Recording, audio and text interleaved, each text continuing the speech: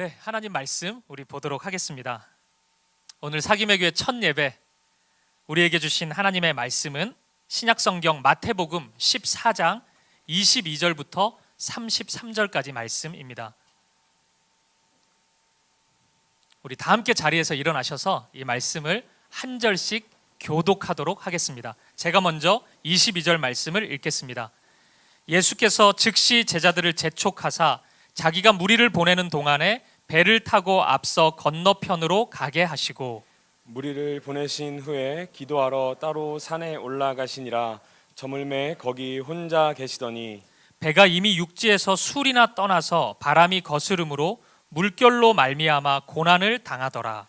밤 사경에 예수께서 바다 위로 걸어서 제자들에게 오시니 제자들이 그가 바다 위로 걸어오심을 보고 놀라 유령이라 하며 무서워하여 소리 지르거늘 예수께서 즉시 이르시되 안심하라. 나니 나니 두려워하지 말라. 베드로가 대답하여 이르되 주여 만일 주님이시거든 나를 명하사 물 위로 오라 하소서 하니 오라 하시니 베드로가 배에서 내려 물 위로 걸어서 예수께로 가되 바람을 보고 무서워 빠져가는지라 소리질러 이르되 주여 나를 구원하소서 하니 예수께서 즉시 손을 내밀어 그를 붙잡으시며 이르시되 믿음이 작은 자여 왜 의심하였느냐 하시고 배에 함께 오름에 바람이 그치는지라 배에 있는 사람들이 예수께 절하며 이르되 진실로 하나님의 아들이로소이다 하더라. 아멘.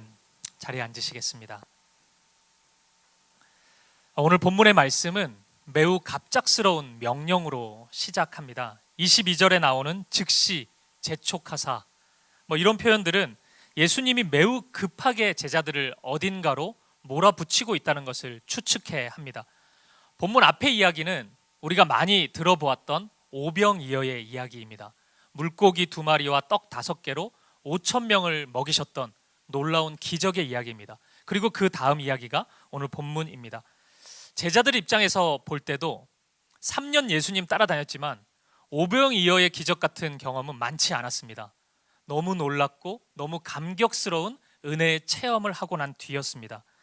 그런데 이 사건이 주는 오병이어의 기적이 주는 여운이 채 가시기도 전에 예수님은 뭐가 그리 급하셨는지 제자들을 갑작스럽게 건너편으로 몰아가고 계시는 겁니다. 제가 오늘 본문을 우리 사김의 교회 첫 예배, 첫 설교의 본문으로 정한 데는 이유가 있습니다. 왜냐하면 오늘 본문의 상황이 마치 저의 상황처럼 보였기 때문입니다. 저는 분당우리 교회에서 8년을 사역했는데 8년이 한결같이 은혜가 안 된 적이 없습니다. 매주 하나님이 새롭게 말씀하셨고 예배의 은혜뿐만 아니라 한 사람의 목회자로서 제가 끊임없이 성장하는 은혜의 자리였습니다. 그런데 하나님은 정말 강하고 급하게 저를 이곳으로 인도하셨습니다. 아시는 분들도 있겠지만 1만 성도 파송운동 분당우리 교회 이 꿈이 시작되고 분립개척 목사로 제가 선정되었을 때 저는 굉장히 당황스러웠습니다. 그리고 2달 정도 고민하고 기도하는 시간을 가졌습니다.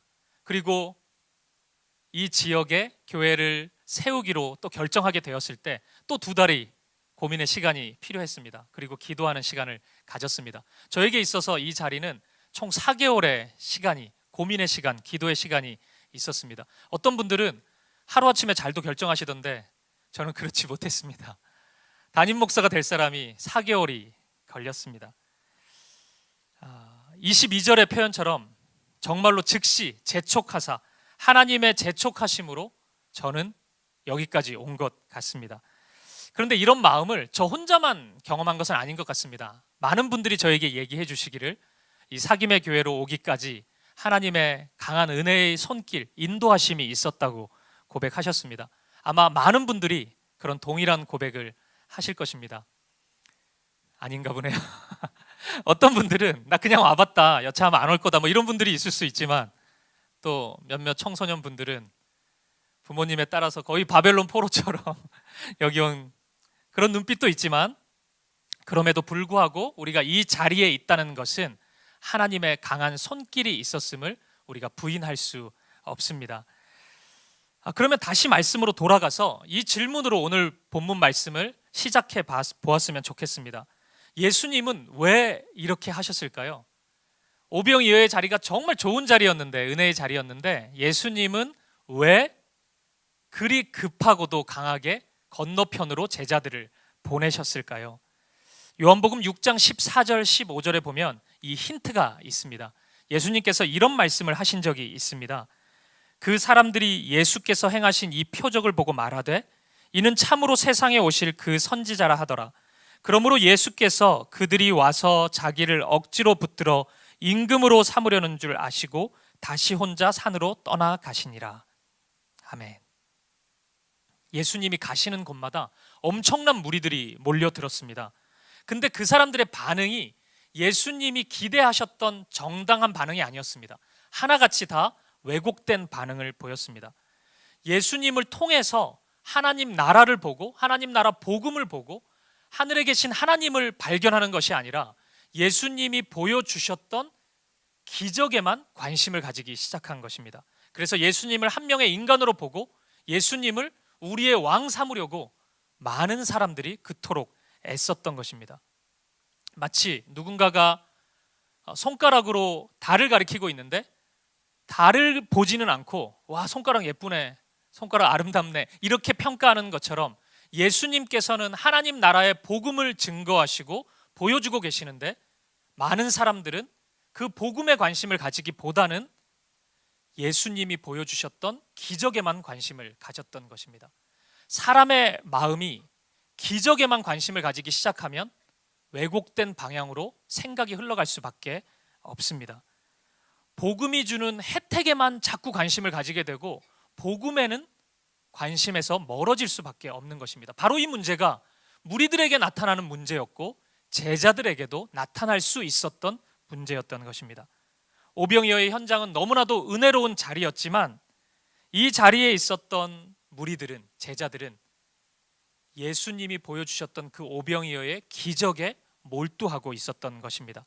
이런 왜곡된 신앙을 예수님께서는 바로 잡으시고자 무리도 흩으시고 제자들도 건너편으로 가라고 말씀하셨던 것입니다. 그리고 바로 이것이 우리 주님이 행하시는 사역의 방식입니다. 사랑하는 여러분, 기억하십시오. 우리 예수님은 우리가 좋은 환경에 거하는 것, 그리고 편안한 삶을 사는 것 관심 가지십니다. 하지만 예수님은 그것이 1번이 아니십니다. 오히려 예수님의 관심, 더 큰 관심은 내가 어떤 사람이냐에 대해 더 큰 관심을 가지십니다. 그래서 그 은혜의 혜택을 통해서 내가 어떤 사람이 됐느냐, 내 마음이 어떤 상태냐, 우리 주님은 거기에 더 관심을 가지는 분이십니다. 사랑하는 아이들에게 부모의 입장에서 장난감 선물을 했다고 한번 생각해 보세요. 아이가 장난감을 받고 너무 행복해 하겠죠. 그 모습을 보는 것만으로도 부모는 기쁘겠지만 그 아이가 그 장난감에 몰두한 나머지 부모에 대한 감사도 없고 부모의 존재조차도 다 잊어버린다면 그런 모습을 꿈꾸고 기대하는 부모는 없을 거잖아요. 우리 하나님의 마음도 똑같습니다.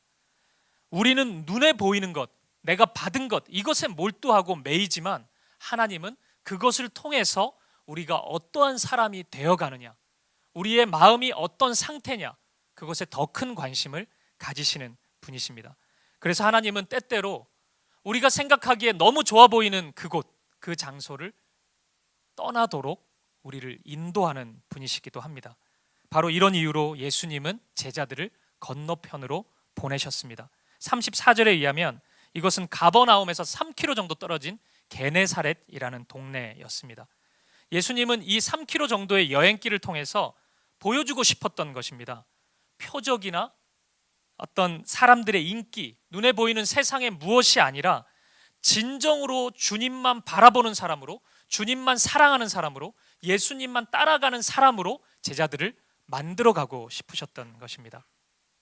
여러분, 여기까지 어떠십니까? 오병이어의 자리를 떠나는 것은 좀 썩 유쾌하진 않았는데 그래도 이런 이유라면 예수님께서 우리의 믿음을 세워 가실 것이고 하나님이 예비하신 뜻을 이루어 가시는 여행길이라면 한번 떠나볼 만하지 않습니까? 이제 눈치가 빠른 분들은 이게 사기 매겨 오는 거다 막 이렇게 생각해가지고 부담스러운데 이럴 수 있는데 그거 다 떠나서 그냥 이 여행길을 예수님이 갑자기 가라 그래서 좀 부담스러울 수 있는데 계획이 드러나 있잖아요. 우리를 성장시키시려고 하는 거예요. 하나님의 뜻을 이루시려고 하는 거예요. 가볼만 하지 않습니까? 오늘 본문의 구조로 보면 이 본문의 끝절인 33절에 보면 제자들이 예수님을 향해서 예수님은 진실로 하나님의 아들이십니다 라고 고백해요. 멋진 믿음의 고백이 나옵니다. 그러니까 이 고백을 만드는 여행인 거예요. 마치 엄청난 은혜의 수련회를 기다리는 것 같은 그런 설렘이 충분히 있을 수 있는 그런 여행길입니다. 하지만 오늘 본문을 읽어보면 반전이 일어납니다. 제자들을 이제 기다리고 있는 사건은 우리의 예상을 완벽히 빗나갑니다. 제자 공동체는 그들이 탄 배는 풍랑을 만나게 됩니다. 당황스럽지 않으세요? 위대한 신앙 고백이 나오는 곳, 예수님을 하나님이라고 고백하는 그 자리는 아름다운 성전이 아니었습니다. 그들이 모여서 드리는 안식일의 예배가 아니었습니다. 바닷가를 거닐면서 찬양을 흥얼거리면서 드리는 낭만적인 고백이 아니었습니다. 우리의 예상과 달리 그것은 풍랑을 만난 배 위였습니다. 아무것도 보이지 않는 곳이었습니다. 예수님조차도 잘 보이지 않는 곳이었습니다. 우리를 집어삼키려는 거대한 파도가 있었고 우리에게 두려움을 안겨다주는 칠흑 같은 어두움이 가득한 곳이었습니다.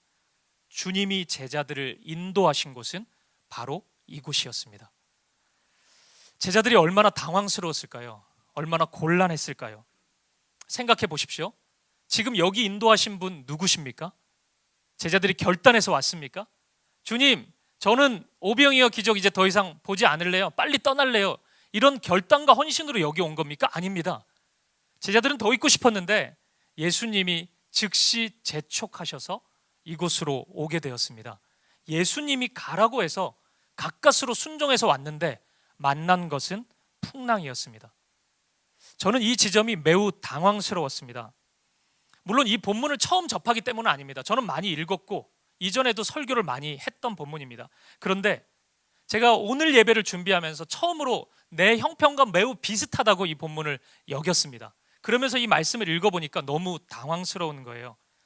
오병이어는 저에게 있어서 분당 우리 교회 같았고 그래서 저는 그 자리에 더 있고 싶었는데 이제 그렇게 보니까 게네사렛으로 재촉하셔서 보내시는 주님의 그 재촉하심이 저를 여기로 보내시는 사김의 교회로 보내시는 그런 명령 같았는데 그 다음 이야기가 푸른 초장이나 쉴만한 물가가 아닌 거예요. 풍랑입니다. 풍랑. 제가 설교 준비하면서 혼자 속삭였습니다. 나 풍랑 만나는 거야. 이제 고생하는 거야? 이런 고백이 나오더라고요. 가만히 앉아 있다 보니까 두려운 마음도 조금 들었습니다. 여러분도 이럴 때 있지 않습니까? 주님의 말씀에 순종해서 가까스로 순종해서 결단해서 자리를 떠서 갔는데 예상치 못한 어려움을 만나는 경우입니다. 그런데 여러분, 이런 당황스러운 상황에 처할 때 분명히 보이는 것이 한 가지 있습니다. 그것은 우리의 내면 안에 있는 어두움이 드러납니다. 숨기고 싶은, 평상시에 잘 드러나지 않았던 믿음 없음이, 그러니까 믿음 없음보다는 우리의 믿음의 실력이 드러나는 거죠. 내 믿음이 어느 정도였는지가 그냥 평상시에 예배 드릴 때는 잘 모르잖아요. 다 비슷해 보이고 믿음 좋아 보이잖아요. 그런데 이런 풍랑을 만나면 내 믿음의 정도가 어느 수준인지가 밝히 드러납니다. 제자들의 모습을 보십시오. 풍랑 속에서 예수님을 처음 만납니다. 처음 드리는 고백이 이것입니다. 본문 26절입니다. 같이 한번 읽어보겠습니다. 시작. 제자들이 그가 바다 위로 걸어오심을 보고 놀라 유령이라 하며 무서워하여 소리 지르거늘. 아멘. 예수님 보고 풍랑 속에서 처음 드리는 고백이 유령이다입니다. 유령이다. 예수님을 보고 처음 하나님이십니다 이렇게 고백 안 했습니다. 유령이라고 얘기합니다. 너무 허무하잖아요. 예수님의 제자들이 이런 고백 드리고 있었던 것입니다. 오늘 본문의 마지막 절 고백과는 너무 차이가 나죠.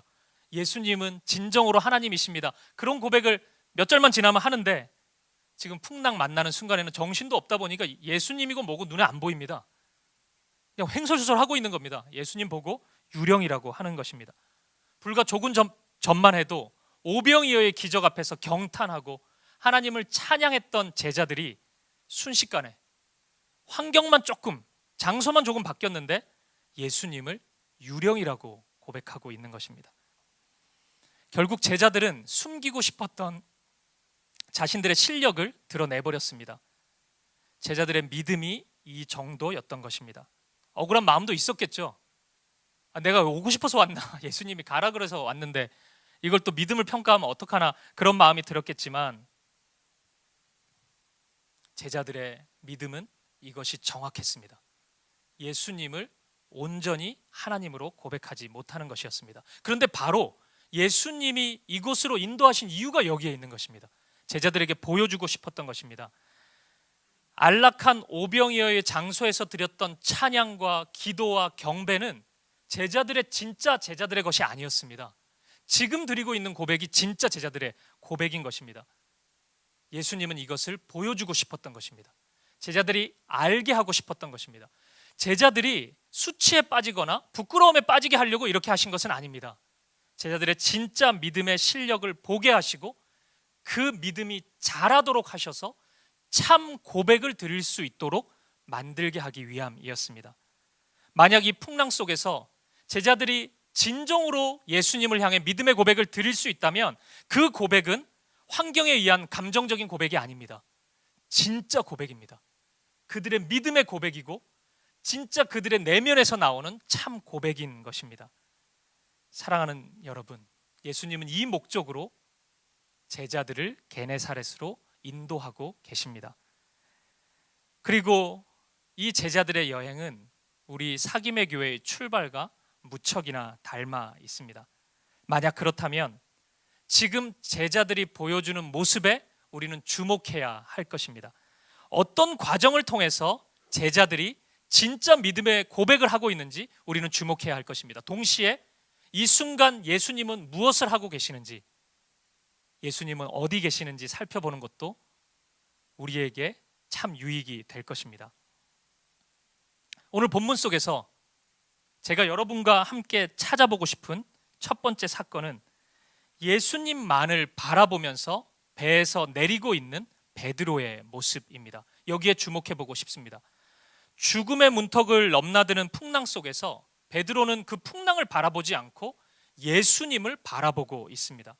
그리고 이 바라봄이 베드로를 이 풍랑이 일고 있는 상황에서 배에서 내릴 수 있는 용기를 허락해 주었습니다. 사랑하는 여러분, 신앙의 핵심은 무엇을, 누구를 바라보느냐에 있습니다. 예수님만을 언제나 바라본다면 그는 믿음이 있는 사람입니다. 그런데 믿음이 없는 사람은 어떤 사람입니까? 언제나 상황과 환경에 함몰되는 사람입니다. 믿음의 사람은 어떤 상황이 있더라도 예수님만을 바라볼 수 있는 사람입니다. 만약 우리 주님이 이 풍랑 속에서 제자들을 통해 예수님을 바라보게 하시고 믿음을 자라게 하시는 것이 분명하다면 오늘 우리에게 원하시는 바도 분명하다고 생각합니다. 어디에 있든지 무엇을 하든지 우리가 예수님을 바라볼 수 있도록 주님은 인도해 가실 것입니다. 베드로를 보십시오. 베드로는 이 출발이 예수님을 바라보는 것으로 시작했습니다.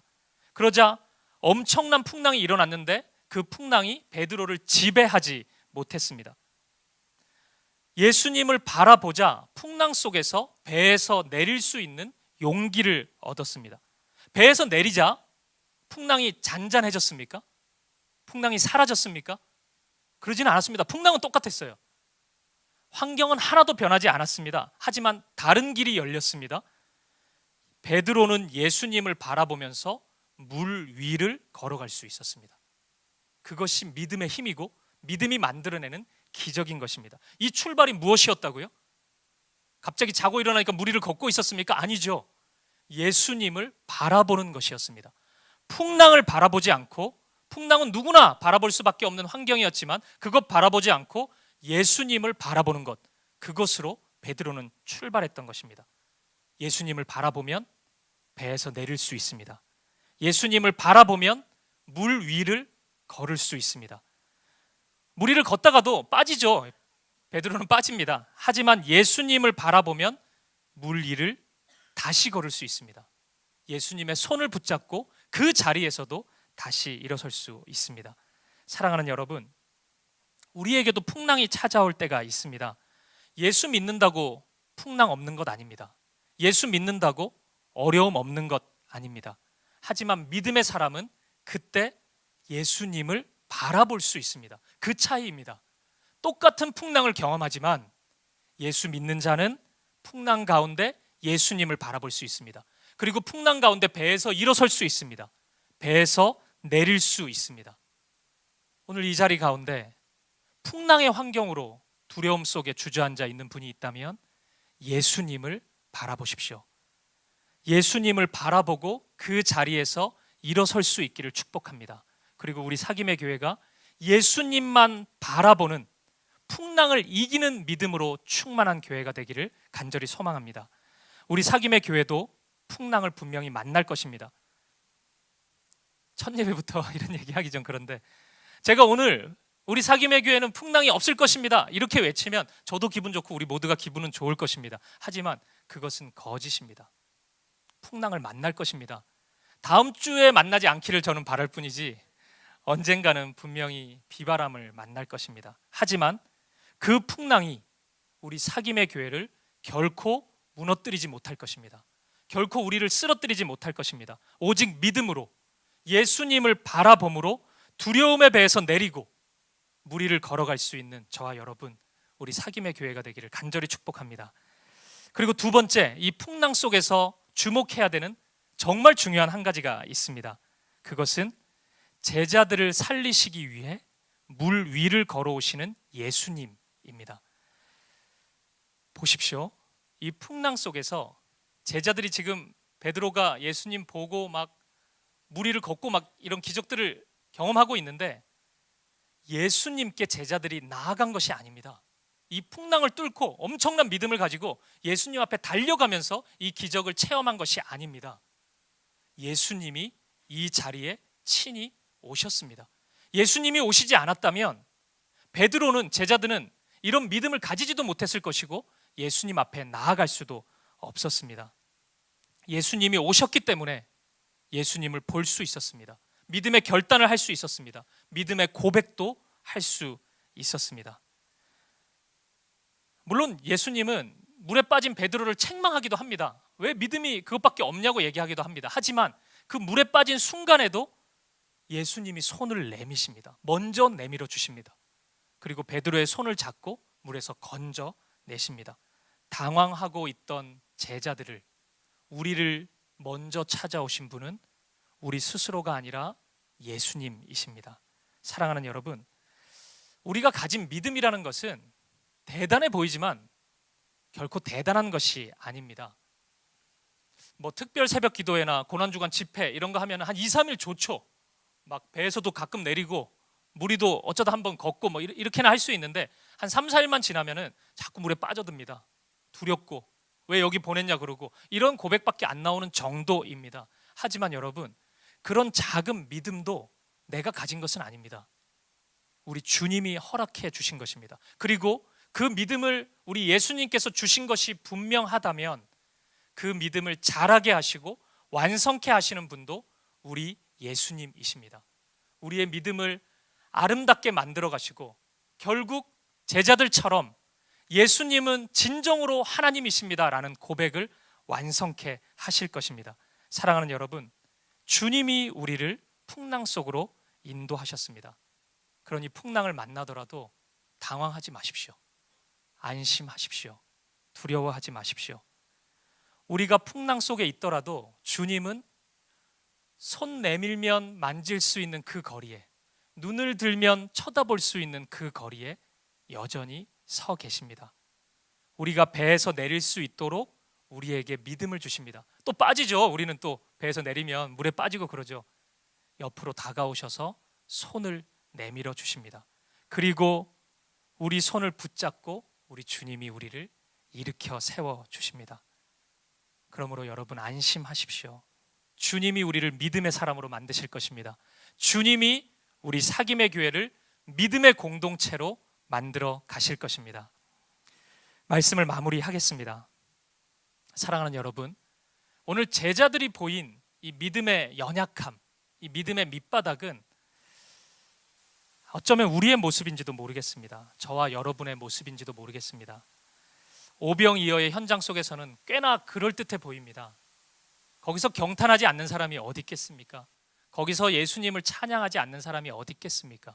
거기서 예수님께 기도하지 않는 사람이 어디 있겠습니까? 하지만 풍랑을 만나자 제자들은 예수님을 유령이라고 고백합니다.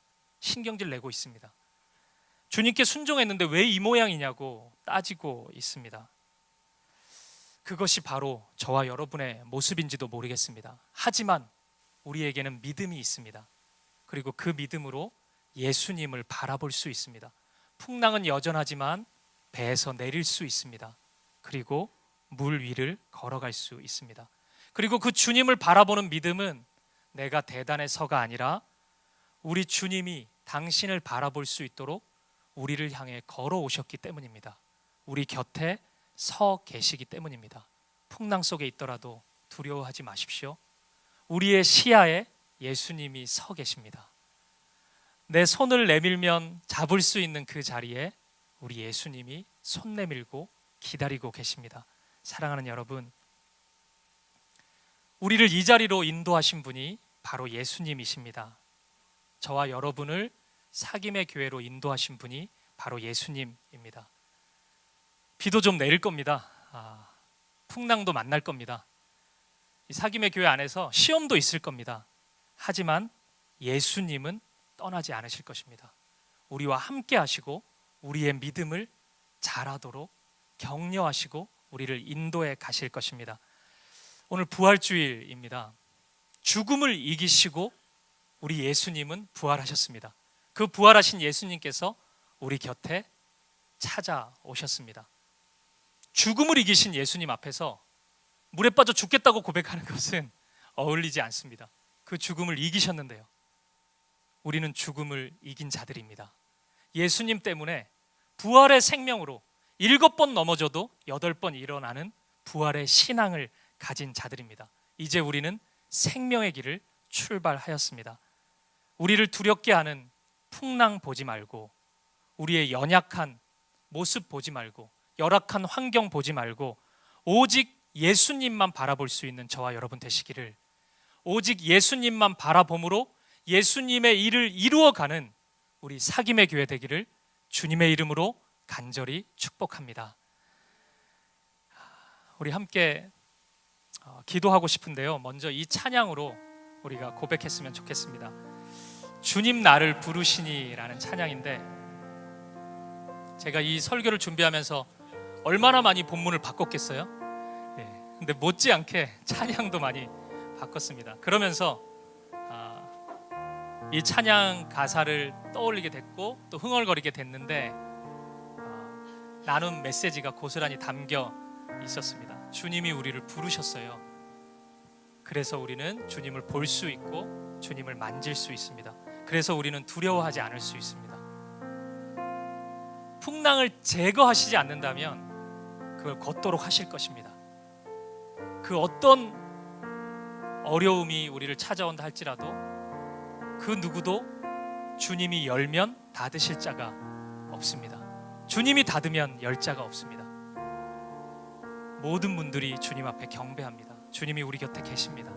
그 주님을 고백하고 그 믿음 주심을 감사하면서 이 사김의 교회가 또 그런 믿음의 교회가 되도록 고백하면서 이 찬양을 함께 하나님께 올려드리겠습니다.